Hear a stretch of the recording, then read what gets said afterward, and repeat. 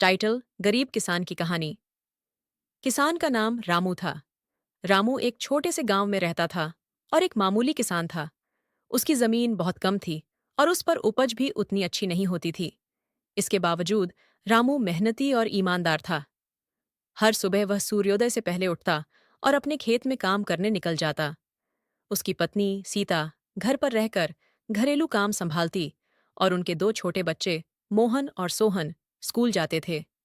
रामू का सपना था कि उसके बच्चे अच्छी शिक्षा प्राप्त करें और एक बेहतर जीवन जिएं। एक बार गांव में बहुत सूखा पड़ा। बारिश न होने के कारण खेत सूख गए और फसलें बर्बाद हो गईं। रामू की चिंता बढ़ गई। उसके पास जो थोड़ी सी बचत थी वह भी खत्म हो गई थी। अब उसके सामने सवाल था कि वह अपने परिवार का पेट कैसे भरेगा। फिर भी रामू ने हिम्मत नहीं हारी।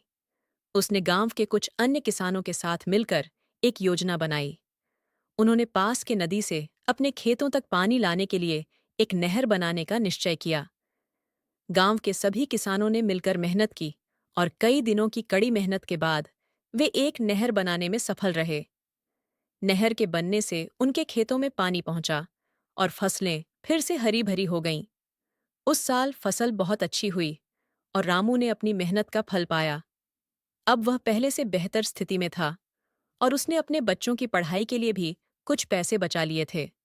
रामू की कहानी हमें सिखाती है कि मेहनत और हिम्मत से किसी भी कठिनाई का सामना किया जा सकता है। उसने अपने बच्चों के लिए एक बेहतर भविष्य का सपना देखा और उसे पूरा करने के लिए जी जान लगा दी। इस तरह रामू ने न केवल अपने परिवार को बल्कि पूरे गांव को एक नई दिशा दी।